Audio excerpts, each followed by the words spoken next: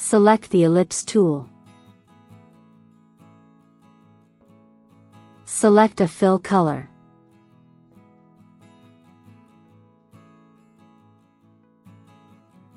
And select No Color for the stroke. Press Shift and create a circle. Place the circle in the center of the canvas.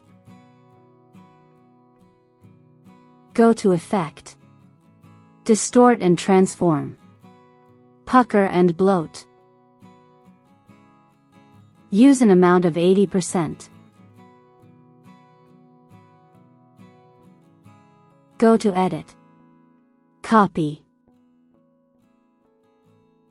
Then go to Edit, Paste in front.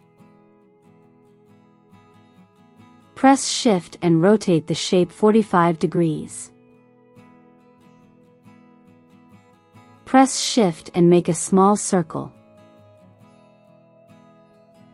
Change the fill color of this circle.